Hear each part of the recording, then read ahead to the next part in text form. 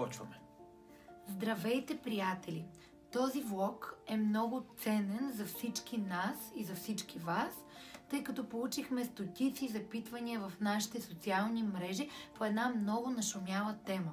А именно това е замразяването на стволови клетки от пъпната връв. Това е една много важна тема, която е значима за много бъдещи и настоящи родители. Всъщност спекулациите по тази тема наистина са адски много, гледните точки сигурно още повече, но истината е, че много трудно и много рядко може да се намери достоверна и конкретна информация. Преди да започнем обаче, аз искам само да вмъкна, че в края на видеото ние държим да отбележим дали сме замразили такива стволови клетки от пъпната връв на нашия син и ако да, къде.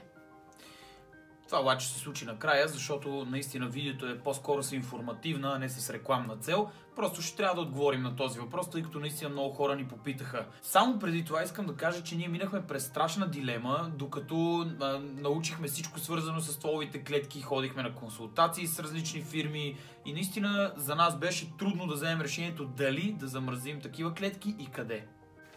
Дали това е бизнес, който търгува със страха на хората, или пък според нас това е бъдещето на медицината, ще разберете в този влог.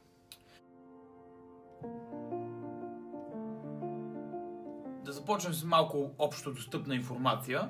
Кръвта от пъпната връв, чрез която всъщност се вземат и замразяват стволови клетки, трябва да бъде взета буквално след раждането или по-точно след клампирането на самата връв. Процесът е много бърз, безболезнен и всъщност родилката дори не разбира какво точно става, но това няма значение. Идеята е следната. Стволовите клетки могат да се използват като лечение, чрез трансплантация, разбира се, за, да кажем, много тежки заболявания, например левкемия или някои други видове рак. Тоест, казано по-просто, ако замразите такива клетки, такава кръв и да не дава Господ се наложи всъщност да се извърши някакво лечение на вас или друг член на семейството, може да се използват. Освен това, което изброи Илиян, списъкът е дълъг, с над 85 вида болести, в които също могат да се лекуват и други видове рак. Не дай си Боже да се стига до там, но все пак е божа работа. Да, въпросът всъщност, който всеки човек би си задал е: истина ли е това? Когато започнах да проучвам, установих, че от 1970 година насам се извършват успешни замразявания на стволови клетки от пъпна връв. Интересното обаче, между другото, за хората, които се интересуват, е, че това си е направо отскоро, нали? Защото в медицината 40-50 години буквално са нищо. Защото, за прост пример мога да ви кажа, че от преди 100 години се поставя, например, инсулин. Което означава, че действително това е съвсем ново откритие на медицината и не се знае какъв потенциал може да има за в бъдеще. Принципа на работа на стволовите клетки е следния. Когато хората са подложени на химиотерапия или на радиация, тяхната имунна система може да бъде повредена. Всъщност стволовите клетки могат да регенерират здрави системи, като подпомагат шансовете им за възстановяване и оцеляване, което от една гледна точка звучи изключително обещаващо, когато, например, човек се бори за живота си. До тук всичко звучи супер! Само че ние като българи искахме да разберем и да проучим дали това не е някакъв пореден рекламен трик и дали въобще има извършени успешни трансплантации. Естествено, с тежката работа се нагърбих аз, като с дни наред, малко прекъсване, като с дни наред наистина търсих така информация, надявам се, от достоверни източници, и това, което наистина разбрах, е за мен лично изненадващо. Всяка година се извършват 50 000 трансплантации с стволови клетки, които са успешни, и при 45% от тези успешни случаи това се случва при членове на същото семейство. Тоест, ако имате една и съща кръв, стволовите клетки буквално дават 100% гаранция за резултат. Да кажем, братя, сестри, собственото ти дете и така, нали? Да. Ние самите си зададохме един много важен въпрос, който вероятно и вие сте си задавали, и изобщо страшно много хора. Ако трябва да замразим тези стволови клетки, какъв би бил евентуалният шанс те някога да ни потрябват? И това, което успях да разбера, е, че до 18 годишна възраст на детето, от което са замразени стволовите клетки, вероятността да му потрябват варира между 1 на 1000 и 1 на много. Както и да е, нали. Въпросът е, че това е само до 18 годишна възраст.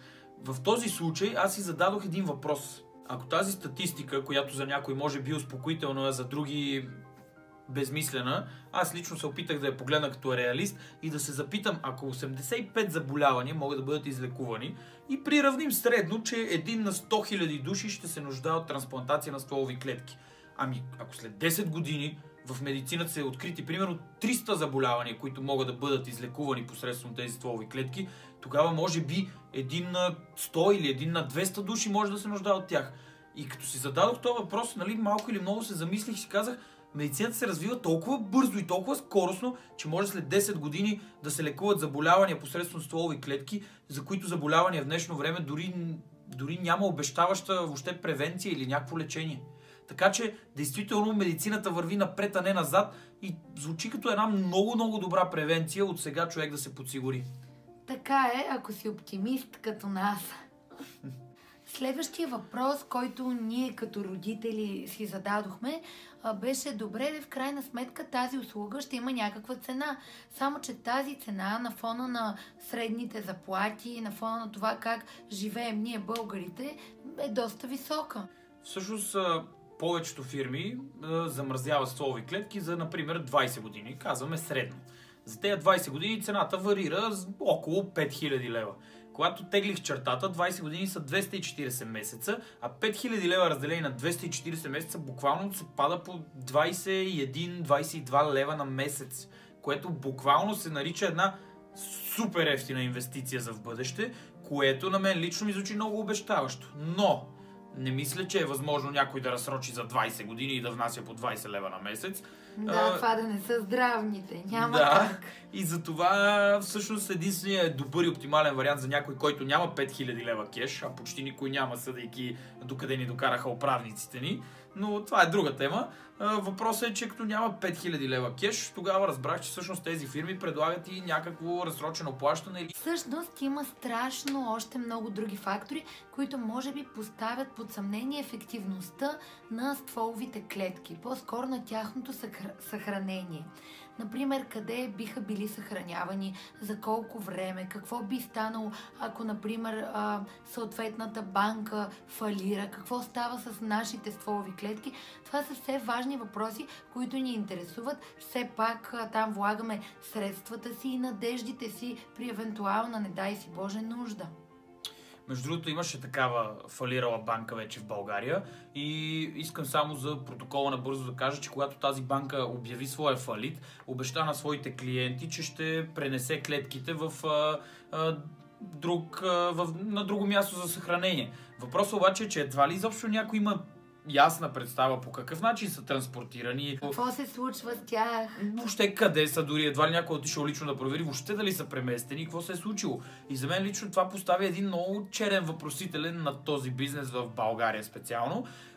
Като мога да вмъкна, че аз се поинтересувах и сравнително малък брой български семейства бяха ползвали тази банка, около 5000, ако не ме лъже паметта. Но слава богу има други, нали, които са така доста по-обширни и по-надежни, но с две думи, доста е съмнителна цялата работа, защото представете ли си банката, която сте избрали утре да обяви фалит, както вече една го направи.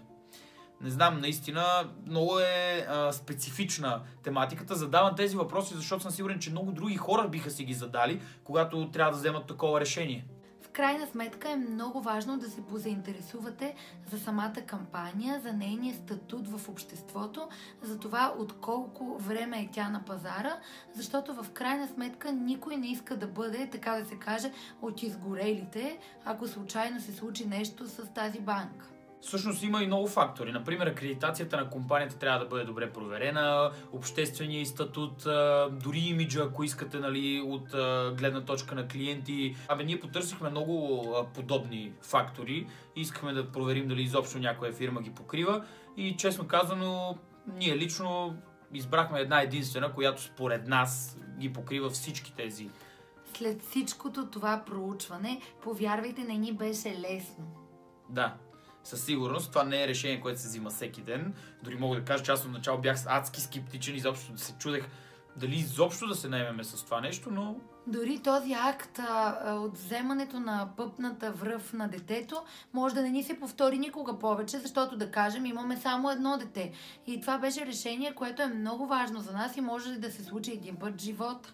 Абсолютно. Така че смятам, че действително сега представяме нещата максимално реалистично, колкото и да звучим, примерно, пристрастно, ако да кажем, ние сме си замразили вече нали, такава кръв, но все пак задаваме въпросите и ги обясняваме по начина, по който ние ги виждахме, за да добият хората някаква реална представа. Никой не ангажираме със своето мнение, даже напротив, просто изказваме гласно това, което мислим и това, което ние направихме. Добре. Така, продължаваме с съмненията. Аз, между другото, бях си така подготвил доста въпроси и веднага питам. Добре, 5000 лева е замразяването на тия клетки ми. Ако утре се наложи лечение с тях, колко ще струва лечението? Защото да не се окаже въртележка. Както и очаквах, сумите на лечение на една сериозна болест и то чрез трансплантация на стволови клетки са много сериозни. Говоря ви, примерно, представете си 50 000 евро. 50 000 евро се съмнявам много български семейства да разполагат с тях и това почна да ме навежда на мисълта, че реално няма какво да си говорим, замразявате си клетки, ама като няма пари за лечение, какво правим? Да. И сега тук наистина си признавам, изказвам искрените си суперлативи към фирмата, която ние избрахме, защото ще не очаквах, но на разговора, който направихме с тях преди да вземем решение, разбрах, че всъщност те покриват лечението до 20 000 евро. С две думи... Тоест, ако операцията е 50 000 евро, първите 20 000 евро са от тях, така ли? Да, буквално ти покриват все едно половината, аз пък операцията. Половината въобще процедура може да се каже, че ти е покрита. Сега не знам, всяка болест има различен метод и различна цена на лечение, както и мястото най-вероятно от значение, но по-важното е, че ти стартираш с 20 000 евро бонус, което е една огромна надежда, нали? Пак казвам, да не дава Господ да се налага на който и да било, но все пак това са много важни неща, които трябва да помисли човек преди да предприеме каквото и да било. Да, и между другото, в този ред на мисли може да зададем още поне 100 въпроса. Особено ако сте мнителни, като Илян. Но каквото и да задаваме, каквото и да си говорим, както той каза, това е божа работа и дано никога не ни се налага. Продължаваме. Давай де. Аз ги продължавам. Ти май се обърка от толкова размисли и страсти.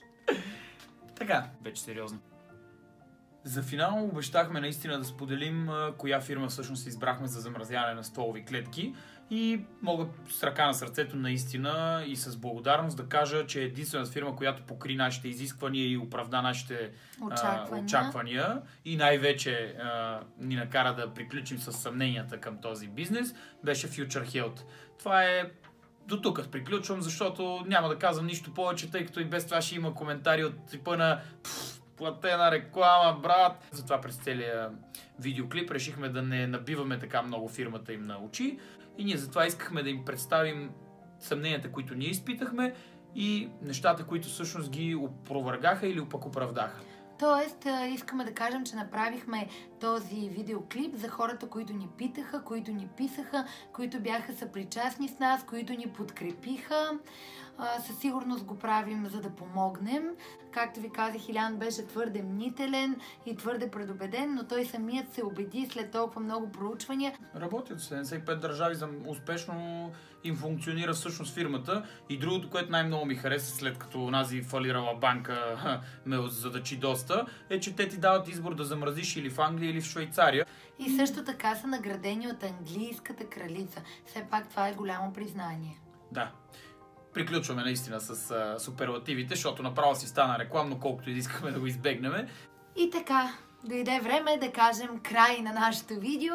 Искаме да помолим всички, които имат въпроси, нека ги зададат в коментари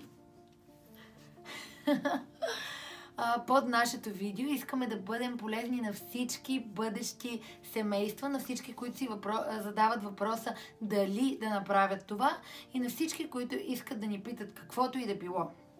Между другото, много ще стане дълго видеото да ви обяснявам още колко въпроси си зададох аз. Затова ще се радвам, ако пък си направим някаква дискусия и повторим някакво видео по-нататък, в което да кажем, отговаряме на въпроси, които вие сами сте си задали, но не някакви хейтърски или нападателни, а по-скоро въпроси, които наистина ви интересуват, а ви предстои да вземете такова решение. За нас лично това би било удоволствие. На мен лично медицината ми е най-голямата страст в живота, не го казвам за първи път. Не са жените, медицината е така е. Да, и общо взето наистина ще се радвам дори да потърся информация, която би била полезна на който и да било от вас. Аз пък искам да ви издам, че съвсем скоро ще имаме съвети за бъдещите майки. Те ще бъдат свързани с хранене, с упражнения, с това как да поддържат здравия си дух и здраво тяло по време на бременността и всички малки трикчета, които Илиян изпита върху мен по време на моята бременност. Така че ще ви споделим абсолютно всичко за това. Ни следвайте в нашия YouTube канал. Ние правим всичко това заради вас.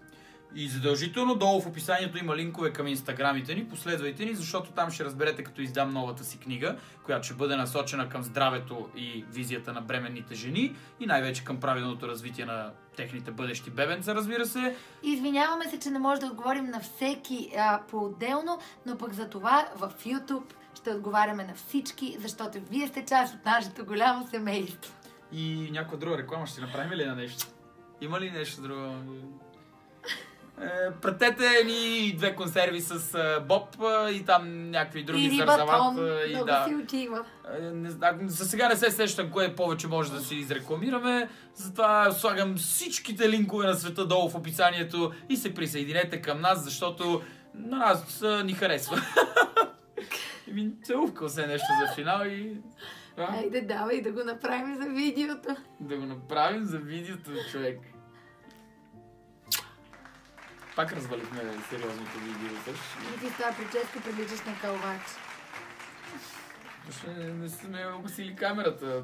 Не е справедливо в момента това. Приятели, на следващото видео Джулиана няма да бъде с грим, с нещо друго около очите. Така че, ако може сега да спрем камерата.